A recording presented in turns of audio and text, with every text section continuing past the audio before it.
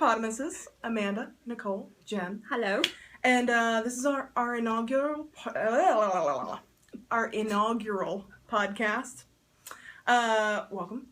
We are going to get together every so often and discuss the shows that we love so much that we schedule our lives around. This is our geek water cooler talk, brought to you so that you can join in the conversation. Maybe you find yourself working in a place where there are no other geeks. Come to us. We'll talk geek with you anytime. Yes. Please tweet, message, etc. with your fan theories, disagreements with our fan theories, and your rantings about what stupid characters are doing on your beloved shows that are going to get them killed. You can find each of our geek creds on It's Not Just a Show podcast.com, as well as some blogs and some nerd confessions. Since fall is beginning, which means premiere season, we'll be introducing the shows that we're following and why you should be following them too. You have a weekend or two to binge watch previous seasons, so get watching. If you feel that our DVRs are sorely lacking, if we're missing an essential show, please let us know. I don't know how much space we have on our DVRs, but we'll make room if you tell us that we need to be watching this show. Please, we only cover shows that we're all watching in the podcast, but some of us have our own private loves that we do cover in blogs. So if you don't hear about what you're watching in the podcast, check out the blog. Maybe we've got some extra material there. Let's see. That's about it. Oh, and you can follow us on Twitter. Oh, at It's Just a Show. Yeah, at It's Just a Show. Yeah, that's it. That's our Twitter handle. And we tweet along with all of our shows. So we tweet along with our shows. So we've been tweeting with Fear the Walking Dead, and we will be live tweeting with Doctor Who, which is premiering this weekend. So excited. So I guess we're going to just dive right in. Yep. Yeah. Okay. So we're going to take shows in the order that they will premiere this season. So we'll announce the name of the show. If you haven't watched it, there shouldn't be any spoilers in these descriptions, right, ladies? Try not to spoil. We will say spoilers. She is absolutely, don't listen to anything she says if you haven't watched the episode, because she'll spoil it. But some of these shows, if you haven't watched, they've been on TV for like 10, 50 years. Come on. Rock. All right, so we will try and alert you to spoilers if you have not yet watched the last season of the show. So we're going to start with Fear the Walking Dead? Yeah. So Fear the Walking Dead is the newest show that we're covering, and I won't lie, I had a little bit of trouble putting together the intro because there's not a lot of material. I think it's had a promising start. The families have interesting dynamics and obviously care about each other. However, other than answering some of our questions as far as how the outbreak happened, who started the contamination, how is everyone already infected, so on. I think one of the things the show is missing is a lead character, like Rick in the original Walking Dead, that we follow through the trials and tribulations during this outbreak. So, so I'm waiting it out, trying to see, if one person really sticks out above the rest of them, if there, is going to be a Daryl, if there's going to be a Rick, if there's going to be a Carl, a Herschel. I'm voting Barber. I'm voting Barber is Daryl. Okay. Yeah. I like Barber. Yeah. Barber's I think awesome. He's going to straight razor some zombies and give no shits. That's my personal. Also, like the mom. Takes no shit. True. Also, a lot of our characters that we're currentely seeing could die. And we could end up with a whole new set of characters by the end of the season. That's very true. Also, heroin addict son is totally Carl. Stay at the house, Carl. No, it's not like, Nick, quit breaking into other people's houses. Yes. Don't leave your sister behind, Carl. Anyway, yes, so that's basically my Fear the Walking Dead summary. It starts at a school, and, people are just now hearing about this flu that's broken out, and it goes from there. Zombies start popping up. What happens next? Except you don't use the Z word. Oh, I'm sorry. The infected. Yes, because apparently all of these shows exist in a universe where there are no zombie movies and no one knows what to do when the dead return to life. Double tap in the head. Come on. Yeah, waste all your bullets on body shots. Come on, people. All right, so next up is Doctor Who. Doctor Who. So first of all, I feel way privileged to even talk about the show because it's been around forever, and I am probably late to the game in watching it as far as I had to catch up on Netflix. I did not watch it in real time. I am currently, but not before Amanda introduced me to it. I'm a pusher. Amanda's introduced us to many of the shows that we're talking about on this podcast. I'm a geek pusher. Mm-hmm. She is. So Doctor Who is about the Doctor, and he is an alien from outer space who travels in a blue police box called the TARDIS. It is bigger on the inside, so he just basically travels the universe through time and space, fighting enemies, saving the world. He usually travels with a companion of sorts that just is his company, that keeps him sane most of the time. Mm-hmm. This is it's actually the longest running sci-fi series. It just celebrated its 50th anniversary. I think that was that last year? Or was it the year before? Was Matt Smith. Wasn't it Matt Smith? It recently celebrated it. We'll check our facts. Yes. So it originally aired in the 1950s before it went on a hiatus in 1989, and then the reboot happened in 2005, which is where I would suggest that if you are going to binge watch, you start there. Would not say start with the 1950s episodes. Even though they're good. Watch them eventually. Yeah. Just don't start with them. Start with Tom Baker. Don't. Start with the first so you know what's going on. Start with Christopher Eccleston. Have some jelly, baby. Start with Tom Baker. I would disagree with that. So start with Christopher Eccleston as the Ninth Doctor. Also good. But don't forget about the originals, seriously. No, go back and watch them. You might have a little bit of trouble finding some of the previous episodes as they don't exist. But there are years worth available on Netflix. Oh, yeah. We're currently on our 12th Doctor. So the Doctor regenerates. He becomes a new body. Not a new person, but just a new body. Never a ginger, though. Never a ginger. And he hasn't been a woman yet. Yeah, waiting for that. Yet. So right now, our Doctor is Peter Capaldi, who's I'm not quite sure of yet. I like him, but he's not my favorite yet. He's amazing. He is amazing.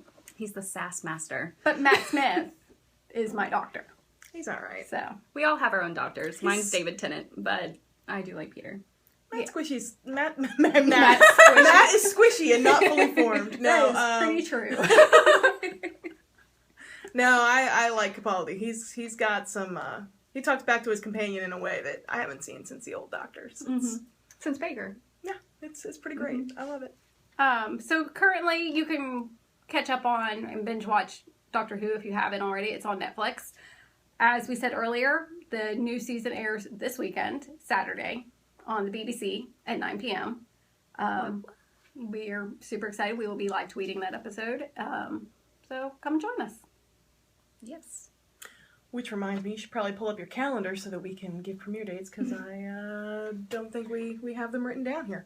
Oh yeah, you put yours in your intro. Good for you. Gold star. All right. I'm going to talk about Gotham next, because it is premiering soon. We'll find out when in just a moment. It's based on this little-known comic book you probably never heard of called The Batman, I think it is. Yeah, I love origin stories. They're my favorite. Finding out how a character became who they are later in life is really compelling to me. So this show tells the origin story in an interesting way because you're delving deeply into the characters around Batman. You're finding out who was in his life that formed the character that becomes the one we all know in, Tim Burton and Christopher Nolan's movies. And in the many, many wonderful comics. So the casting in the show is amazing. Especially my favorites are Donal Logue as Bullock, who is Gordon's partner on the Force and basically represents Gotham as it has existed until Jim Gordon decides that he's going to try and make it a better place. Sean Pertwee as Alfred is one of the first depictions of Alfred that I can actually see going along with Bruce becoming Batman. Not necessarily liking Bruce putting himself in danger, but I can kind of see Alfred being more supportive in the actual training and physicalness of being Batman. Robin Lord Taylor as the Penguin is amazing. He had a really small part in The Walking Dead, so you may recognize him from that. I did not. But he walks the line between being a three-dimensional character and being a cartoon character villain so well. He's at times maniacal and cartoonish, but at the same time, he's grounded. The character has a relationship with his mother that you come to understand, and he just gives him a much more nuanced performance than some of the more 2D characters we've seen in the past, and yet at the same time, over the top, maniacal, crazy laugh, and it's all believable. Let's see. While this version of Gotham has one foot in Nolan's kind of dirty, gritty, realistic, New York in the late 70s, early 80s, before things were cleaned up, it also has one foot in the more cartoonishness of the comic books, with characters like Penguin and Fish Mooney. They're a little more outlandish than characters you would necessarily see in a Nolan. Even though you've got the Joker there, he's still kind of a little more grounded in reality. Even the brief glimpses of the Joker that we've seen so far in Gotham point to a much bigger personality than Heath Ledger's Joker. I mean, which was an amazing performance. Yeah. But this is a little more over the top just from the very beginning. Let's see. Also, Edward Nygma. Cannot wait to see the Riddler. Cannot wait to see how that transitions from being a nebbish man who loves riddles to crazy, crazy villain. Mm-hmm. Love it. Making James Gordon the center of the series gives Bruce Wayne someone to look at that there is a way to clean up Gotham. He's kind of the template for what Batman will become. And it cements the relationship between Batman and future Commissioner Gordon in a way that we haven't seen previously, I don't think, in any of the movies. You don't really understand why they trust each other quite as much as they do. Mm-hmm. And this show is definitely laying that groundwork so that relationship becomes central. So I definitely recommend it. It is on Fox on usually Monday nights. Yes, it's premiering on September 22nd. No, that's last year's. It's September 21st. There you go. On Fox. So I wholeheartedly recommend you check it out. I will be binge watching it once it gets to Netflix, which is also on the 21st. So I'll be recording the new episode because I have not watched any Gotham. So I'm going to attempt to binge watch it during that week and then catch up with the first episode. So yeah, I need to binge watch too. This is one that I have let slip. So you have a heck of a lot of bleak craziness in your future. I'm excited. Monday the 24th. Yes. All right, so the next one is Once Upon a Time. Once Upon a Time. This show might not be for everyone. What makes you say that? So it's based Did you ever want to be a princess? Then this show's for you. Well, it's got a lot of evil too. But mostly princesses. So the show is based on Disney characters and all the old fairy tales that you've grown up with. It is brought to you by the writers of Lost, or a couple of the writers of Lost. Yeah. So that's kind of amazing in itself, because I really miss Lost. There are not enough Dharma sharks in Once Upon a Time, however. Oh, no. If we ever find the hatch, though, I mean... It's going to Wonderland. Oz? Spoiler. No. So the Lost writers, that alone made me really excited to watch a show, because I really liked Lost and do miss it. Would like to go back. And it has all your favorite Disney characters. They're in real world settings, so they are part of our world, kinda. I guess, yeah, a little bit. Sometimes. They're on time. Time goes slower, doesn't it? Or it's different? It did. Yeah. Okay. There we go. Spoilers. Sorry, spoilers. So, and one of the things I love about the show is because you have the Lost Writers, they do plant Easter eggs in this show. So they're subtle, they're real little, but I get really excited when I notice one. And half the time I miss them and have to read about it later, and then I'm like, oh yeah, that did happen. But That's funny. But yeah, it's my face blindness bleeding over. We didn't tell them about your face blindness. Jen mentioned it. Yeah, when you were talking about So, The yeah, Walking I Dead. don't recognize characters from one show to another, and it's bad. I do not recognize anybody. Yeah, sorry, actor. If she's ever seen you in a role ever, that's the only role you've ever played. Yeah, in her if mind. I do recognize you, you are that character forever. So, Sorry, Matt Smith. no, he's been the Doctor forever. So you're starting out with your basic princesses. You got Snow White, you've got the Evil Queen, and they're mainly our front runners of this show. And then Emma shows up, and she is not a storybook character that you would know of. She's new to this whole world. She's grown up in the real world, and she's come to Storybrooke, our town. The show runs in kind of, you're watching our characters in the real world, but they continually have flashbacks to a pre-cursed fairy tale land. And you find out why there's a curse and all that pretty quickly on, if you haven't watched the show. One of the really good things is just watching the show and trying to figure out when they introduce a new character, or you see someone in passing and you're like, I wonder which storybook character that is, and trying to figure them out. There's a couple of them in the first season that were kind of tricky to figure out until they unveiled who it was. I think we are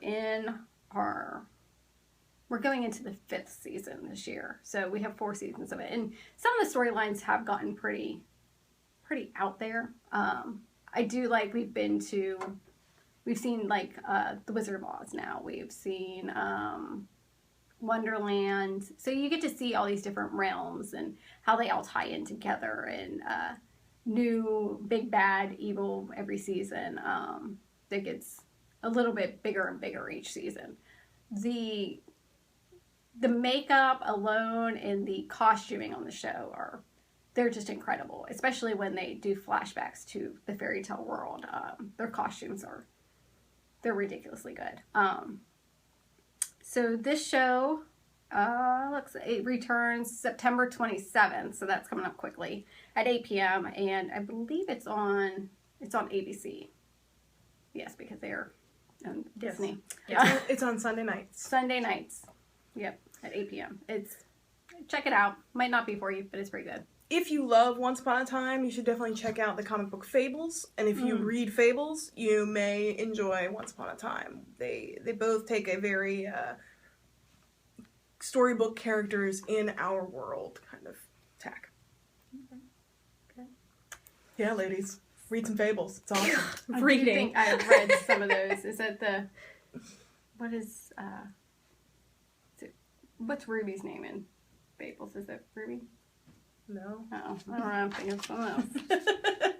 There is a storyline with Rose Red in the Yes, first that's what I'm story arc. thinking of, Okay, yes. that's Snow White's sister, Yes, Rose Red. that's what I'm thinking of. Right. Yeah. Red Riding Hood. Yes. I have read some of those. So. And they're awesome. All right, so next is Sleepy Hollow. I actually just caught up with the 2nd season. So Sleepy Hollow is weird. I'm just going to go ahead and put it out there. Ichabod Crane, it was a spy for the Patriots during the Revolutionary War. And he's super hot and beautiful. And yeah, anyway. So his wife was a witch and put him under a spell that made him sleep until the Headless Horseman woke up. Or was it he woke up and then the Headless Horseman woke up? I can't remember. At the same time. Yeah. But, so he meets a police officer. Her name's Abby Mills. And basically they're trying to stop the apocalypse because the Headless Horseman is one of the Four Horsemen of the Apocalypse, and the show goes from there, and it's all based. Oh my gosh, I just blanked on the town. Sleepy Hollow. Yeah, that's what the show's called. Come on, Jen. So it all takes place in Sleepy Hollow, and it's got really cool flashbacks to the Revolutionary War era, and the costuming is beautiful. The demons and the witches and everything that they come in contact with, the costuming is amazing. The makeup is awesome. The storylines are great. Yeah, I kind of think watching Ichabod, just Yeah, in watching the real him world is, Yeah, his whole fish out of water kind of It's with really modern good. technology, they Yeah. play it very well. yeah. And so I think it's one of those, you should watch it. It's fun. It's on Amazon Prime. Don't believe it's on Netflix yet. No. But it premieres on the 1st of October Mhm. at, is it 9 o'clock? Yeah, I think that comes on now. I don't remember the channel. Fox. Fox. There we go. All right. So yeah, there's that. All right. After Sleepy Hollow premieres, then we have iZombie. iZombie. That is a new show this year. It was really, really good. I got into it really quickly. The first season was pretty short, and then it got picked up for the second season pretty quickly after it premiered. It just really quickly got this following to it. Amazing. Yeah, so it's loosely based off of a DC comic book series with the same name, which I have sadly not read. Me neither. The series follows Olivia Liv Moore, and she's a medical resident. And she's accidentally turned into a zombie, and they do use the Z word in the show, and they do watch zombie movies, so we know they know what's going on. They could probably educate our Walking Dead. Yeah, so for the first time, the actors, the characters are actually in on the joke. Yes. Mm-hmm. It's not just us screaming at them going, "You're so stupid, they're zombies, you gotta shoot them in the head." And it's so clever. Yeah, and we don't want to kill all these zombies. They're a different breed of zombies. They're still able to think. And it's part of the same team that worked on the Gilmore Girls, so if you like that kind of Also- fast-paced humor, really witty pop culture references, things like that, you'll The really writers like of this. Veronica Mars too. They're the ones. Are they the same as Gilmore Girls, or I don't know. But it's the writers from Veronica Mars. So if you have, I know many people like Veronica Mars. I have not watched it either. I should probably add it to the list. I have a very long list of things to watch. So the weird thing about these zombies is they manage to have some type of psychic ability once they eat a brain.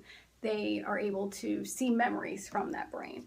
Liv uses this to her benefit. Since she was a medical resident at a hospital, she starts to work at the morgue once she is turned, where she can get all the brains she wants. But usually they're murder victims, they're victims of some crime, and when she eats their brain, she kind of sees what happens to them. She uses that to help a detective, Detective Babineau, and help him solve crimes. So they kind of become this buddy-buddy police team. It's really quick-witted. It's sarcastic and funny. She takes on attributes of each brain she eats, so it gets kind of crazy and fun. Yeah, it's created by Rob Thomas. Like I say, he's obviously really great at what he does. This show airs on the CW. Don't let that scare you. Many good Yeah. shows. I know Many good shows. Many good there are shows. quite a few now. Their lineup is coming along pretty steady. Okay. Especially this year. I think they only have one that looks like it's going to fail. Sorry, CW. I don't know if you can take that seriously. She watches The Vampire Diaries. Yeah. I do. It's going to fail this year too, though. I believe that is in its last season. So iZombie returns October 6th at 9 p.m. on the CW. It's going to be a little bit hard to catch up on the previous seasons if you haven't watched it. I could not find it anywhere. It looks like the only place it is right now is Amazon Prime, but it's not. You have to pay It's for not it. on Prime. You have to pay for the episodes. It's on Hulu still, but only the last 5 episodes. And I think this season was 13 episodes. So, yeah. Sadly, it's not on Netflix or anything, and it looks like there's no plans to add it anywhere. I'm looking at it. It looks like I was totally wrong about the Gilmore Girls. It was Veronica Mars and not. There's no relation to the Gilmore Girls that I can find on IMDb. I was wrong. All right, so the next one is my personal favorite, Supernatural. No haters, please. They will be starting their 11th season on October 7th at 9 p.m. on the CW. So, give them a chance. Anyway, this show is hilarious, corny, fantastic, gut-wrenching. Basically everything you could want in one show. If you want blood and guts, you've got it. If you want humor, you've got it. If you want... Well, unless you want romance. Yeah, in no which case, romance. No, you'll have it for half an episode. So, for those of you who've been living under a rock for the last 11 years, a quick summary is it's about two brothers, Sam and Dean Winchester, who ride around in Dean's Impala, 67, year 67, and they save people, hunt things, and do their family business. Now, things is the key word. They hunt things like witches, ghosts, demons, vampires, angels, and hell, they stop the apocalypse. Sorry for the spoiler. But this show is more than that. It's about family being more than blood. It's about being true to who you are. And even when you're dealing with shitty circumstances, you have a smile on your face. In addition to Sam and Dean, along the way you meet family like Bobby, Castiel, Charlie, Joe, Ellen, and hell, even Crowley is family. So, the end of season 10, left us with some huge cliffhangers, and the introduction of the new big bad, which is called The Darkness. I am not really a fan of that name because every time I hear it, I think of the song, I think called Love, by The Darkness. Love it. I hope it really is the band. I hope that giant black beams shoot out of the sky and the members of the Darkness appear and they rock and like the brothers' faces are just starting to peel off from the rocking. It's just that's so ridiculous. But I love every minute of this show. It's fantastic. And I watched it a little bit when it first aired, but I didn't really watch it until I happened to catch one of the gag reels on YouTube. And I was like, how the hell are they having this much fun on this set? And then when you're watching the show, you actually see it, that they actually enjoy what they're doing. They're really good actors. And they've grown into their roles. I mean, it's 11 years playing the same character. They know what they're doing. So they're doing well. It is kind of a sausage fest, though. Yes. They managed to kill pretty much every vagina that comes within 20 feet Poor of Sam. the show. They They can't have a really do. relationship. Poor thing. It's bad. That's not really a spoiler. That's just a fact. Sorry. Poor Sam. But yeah, so there's that. And the next one is Haven. The next one is Haven. This is an sad Haven. So sad. Haven. Sad This getting is, canceled Haven. I know. Yes. this is one of the most amazing, underrated shows that I've watched. The characters are funny, again. They're dealing with really crappy circumstances. And they managed to get through it. I think that anyone who likes sci-fi and fantasy will love the show. I'm very sad that it's being canceled, and this is its last season on TV. So it's loosely based on the novel The Colorado Kid by Stephen King. And it follows FBI agent Audrey Parker, who goes to the small town of Haven, Maine.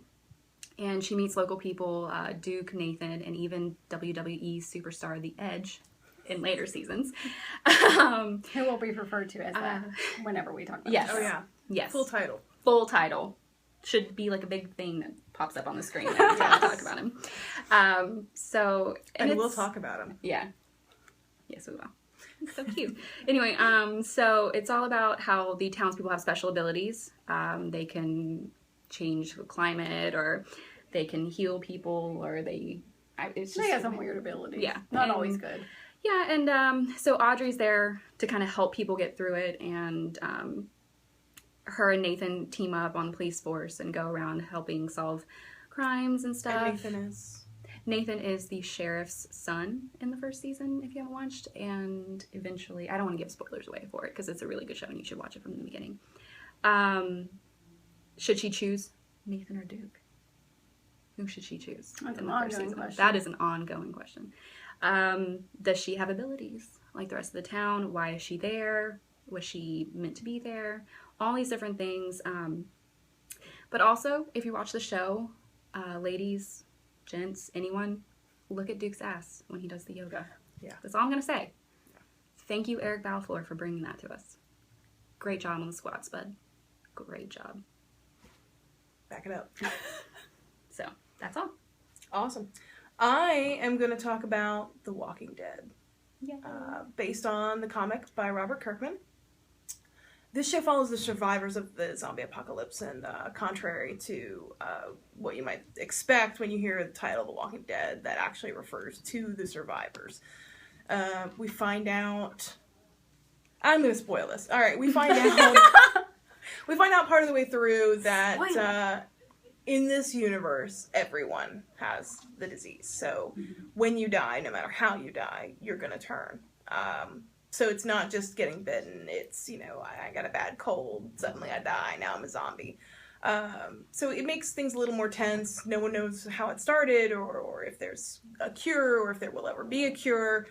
And pretty quickly on, the zombies are outnumbering the living people. So it's all about kind of a man versus nature at this point. The zombies almost represent a wild animal. They're not like in a traditional zombie movie where they're the main thing that you're afraid of and you're constantly running from the zombies. It's after a certain point you realize that they're mindless and there are easy ways to take care of them. It's the people who have managed to survive this long who have become part wild animal themselves in order to survive, and they're the real danger. I was fortunate enough to work in a shop that sold comics when the Walking Dead comics first came out, and so I've been able to follow them since the beginning in comics, and this is one of the few adaptations of a different media where changes are made, and the hardcore fans from the original media don't really seem that upset by it. New characters are introduced, characters you loved in the comic are killed in ways they weren't in the comic or before they were in the comic, and it's so well written, and the cast is a great ensemble, and the way it's handled is great. It doesn't make you miss the comics quite so much, even though there are changes that have been made. And I think that a huge part of that is because Kirkman has stayed involved with the project since the beginning. He's had his hand in it, so it always feels like the original Walking Dead, even when things change. Let's see. Also, if you are watching Walking Dead with us, stay tuned for Talking Dead afterwards. It's amazing. Great therapy for after the episode. Great way to rehash it. Yeah. And if you're ever feeling super optimistic about life, like everything's going your way, you just pop in a couple of Walking Deads and it'll take care of that. It'll depress the crap out of you. But the performances are amazing. You'd have to kind of be living in an abandoned prison not to have heard of it at this point. I would have to tell you not to watch it because your natural inclination is going to be to watch this show. It's amazing. It's on AMC. It's on Sundays. It's followed by Talking Dead. It is October 11th. October 11th. So you do have some time to catch up before the new series starts. And usually AMC does an entire marathon a couple of weekends before. So yeah, they've been doing it for weeks. Even if you don't have the whole Netflix, Hulu suite of catch-up They are all on Netflix at this point, though. Yeah, they are. Yeah. So, AMC, Netflix. Seriously, the best cast ever. Ever. I'm Team Carol. Hell yeah. Team Daryl. I'm Team Carol and Daryl. I like getting Michonne. it on. Michonne's a badass. Michonne is a badass. Yes. Michonne is a badass. I'm also a Rick Shone shipper. Yeah, Rick Shone. They need to get together. Faux show. All right. I don't think Michonne put up with his crap. Actually, That's what he needs. You're right. That's And there what was he a needs. glimmer of a Daryl in Michonne for 2 seconds. And I was like, I could see it though. Don't listen to them, I could see it. So our next show is Sherlock. And we're only mentioning this because the bastards are waiting until 2017 for the actual new series to start. But we're getting a Christmas special on Christmas Day this year, which we're super excited about. If you haven't watched this, which probably some of you haven't because it's on BBC America, and it's really random when it airs. We really don't ever know. It's just like, oh, hey, Sherlock's coming on. So it's got Benedict Cumberbatch, and it's got Martin Freeman as Sherlock and John Watson, if you don't know. And basically, it's if you don't know, read a book. Yeah, exactly. Come on, books on tape too. You don't necessarily have to read. You'll find out the whole story. Sometimes it's okay. But the storylines are done by Stephen Moffat and Mark Gatiss. Moffat is also a writer on Doctor Who. I think isn't Gatiss as well on Doctor Who? So. Yeah, so they're both writers for Doctor Who. But I mean, Benedict Cumberbatch is an amazing actor. Martin Freeman's an amazing actor. She's not face blind with them. No. She knows who they are, which is amazing. It's awesome. Yeah. But basically, this Sherlock is a modern day take on the original stories. And what's interesting about the Christmas special is that they're actually going back in time. Yeah, I did read about that. It's going to be weird. Don't know how they're going to do it. It's going to be like a flashback weirdness. Yeah. But it's going to be, that's what I've heard. That's the rumor. So I'm excited about that. I'll be interested to see how Sherlock explains that. Yeah. It's real weird. I'll be excited to see how Moffat explains and that. I don't even think they've so much explained it yet. Moffat. There was a screenshot of it, and it was set in like a past time, and so there's millions of fan theories right now on how this is going to happen. Yeah. So tell us yours. Yes. Yeah. What's your fan theory? And watch it. Come on, it's on PBS. I think the whole thing is Sherlock's heroin trip. Yeah. Ooh. It could be. Yeah. I don't know. I just came up with that. I'm going to go with John's dreaming. Probably not. Lame guess, but maybe the doctor. It worked for Dallas, didn't it? Mary is actually an alien from the future who sends them back in time. Is she the doctor? Moffat's crossing the shows over. Mary will be the first female doctor right there. Yep, there you go. Done and done. Or is she another Time Lord who will remain Is she the unnamed? Master? All right. Guess they will not remain unnamed. Sorry, I'm also a spoiler, I guess. I feel so much better about myself. So, I guess we're on to the next one, which is Lost Girl. Give it 4 or 5 episodes. Yeah. Seriously. I know the first episode you put in, you're going to be like, what is this god-awful shit? Give it 4 or 5 episodes. Yeah. That was my exact thought, actually. Fantasy is often a genre that takes itself way too seriously. You get the wizard and the dragon and everything's like life and death, and it's our entire kingdom, blah, blah, blah.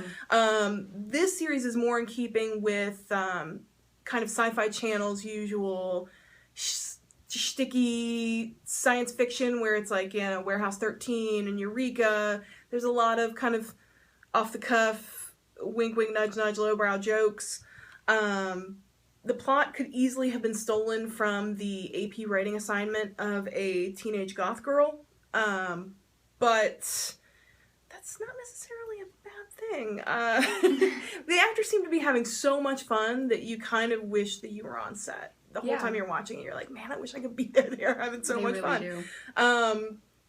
If you stuck through True Blood with its terrible dialogue, then I think that you will enjoy Lost Girl after the first few episodes. Now it is, not pay cable sex, so even though the lead character is a succubus and has sex with a lot of people, you don't get to see all the nitty gritty, but there's plenty of steaminess. Dyson. Dyson. Let's just have a moment of silence for Dyson. Chris Holden Reed, the actor who plays one of the characters, Dyson, is not human. He's not human. If you read his Wikipedia biography, you will convince yourself that it was written by a soap opera writer trying to design the most ideal romantic man. And also, you are a failure in life. It's insane. Oh, yes. And that you've accomplished nothing. Mm-hmm. Yeah. True. He's crazy and good for you. Good for you for accomplishing nothing? No, good for him. Oh, okay. That's what I meant. Like, good for you. Yeah. Good on you. So it's set in a magical bar that's a refuge for all kinds of fairy, fantasy, fae creatures. Mm-hmm. You've got the lead character is a succubus. You've got werewolves. You've got sprites, you've got brownies at one point. brownies. Really, anything you can think of that's yeah, in the fantasy realm has been on this show. Some really obscure. There were mermaids.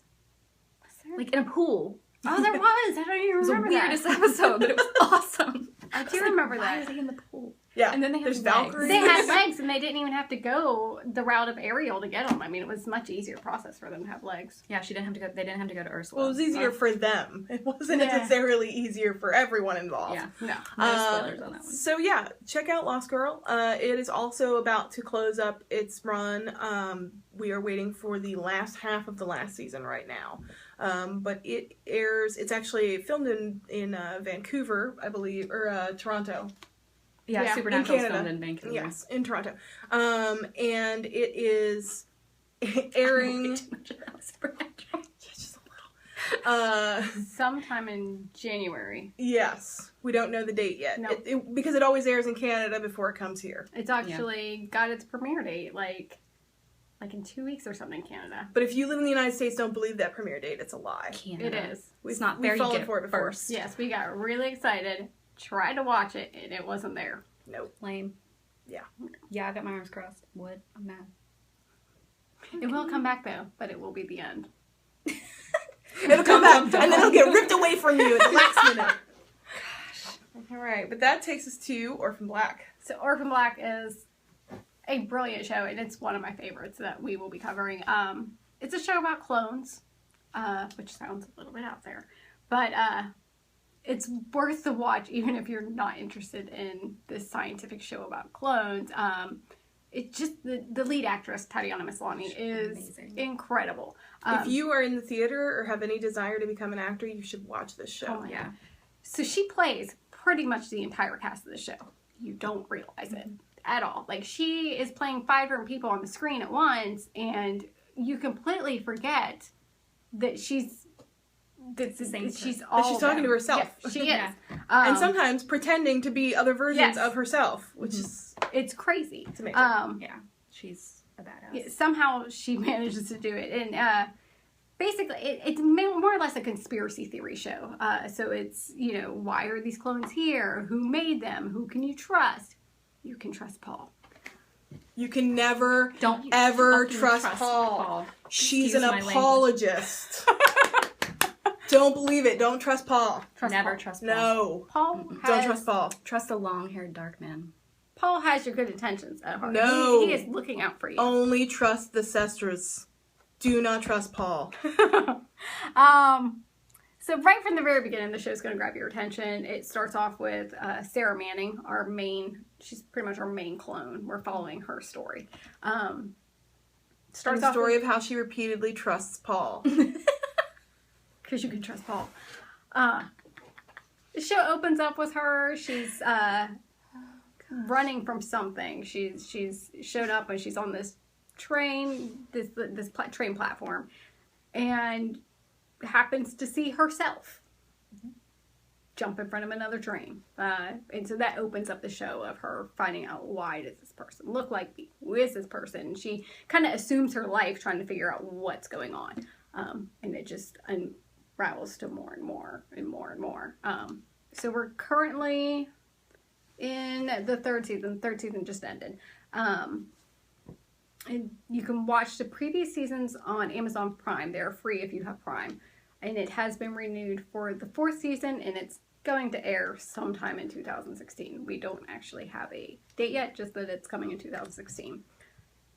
This is one of those shows where, like, the struggle each season is so overarching that from episode to episode you're like, but they haven't gotten the answers, and then you look back at the episode, you look back at the season, and you're like, how did they cover so much stuff in that one season? Like, it's a crazy so amount. much happens. It's really fast-paced, and you just kind of keep your eye on this overarching conspiracy, so it feels like you're not getting any closer to answers, and yet you've basically, declared a one-woman war on this entire city, and they're like, it's crazy. Yeah, it really is.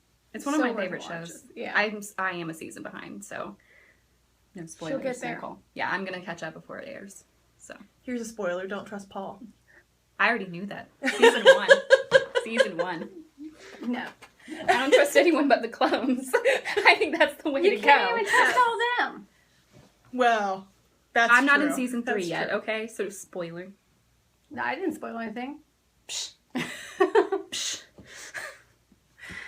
All right. All right, that brings us to our last one because we have no idea when the next air date is, except that there will be a second season, and that is Daredevil.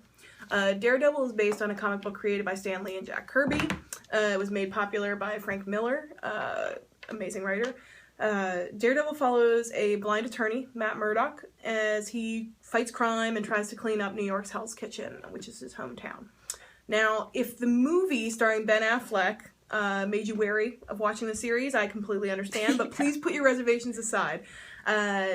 Daredevil was never a favorite of mine in the comics and never really delved into that character. But the performances here are great. Vincent D'Onofrio plays the Kingpin. He's awesome. And he's amazing in everything he does, but he actually has brought a character that I had never seen portrayed in any way really that compelling, and he gives him a backstory and feelings, and he's such a more nuanced psychopath than humanizes you've him. ever seen before, at least that I've ever seen before. The sound editing is some of the best that I've ever heard on a TV show. It actually stands in for Daredevil's sight pretty brilliantly, rather than that kind of crazy the radar technique that they were trying to do in the movie. They actually use sound editing for the most part in the series to fill in how Matt knows what's happening and where people are, and it's so crisp that you feel like maybe you have the heightened senses of someone who's in his position. If Netflix could perfect smell-o-vision, I think we could actually get a Daredevil where we completely understood how Matt was such a badass. Even without lasers or super strength, the bone-crunching sounds of the fight scenes, they're not necessarily visually gorier than other scenes you've seen on things like Game of Thrones or Walking Dead or anything like that, but because of the sound, it kind of vibrates through you when the bones break, and it is visceral, and it seems so much more violent than it actually is just visually. Yeah. So it's definitely an experience, and Daredevil's a cutie patootie. Yes, he is. That ass, though, again. It's true. It's true. And to watch him and his partner create a small struggling law firm in Hell's Kitchen, and then watch him fight crime at night. And it's a Netflix original series, so until they announce, we have no idea when the next season will start. But they will unveil a whole season at once. It's true. It's true. I will be able to binge watch all of them that night. Yeah. Give me a life weekend. permitting. I'll be bleary-eyed and hearing bones crunching in my sleep.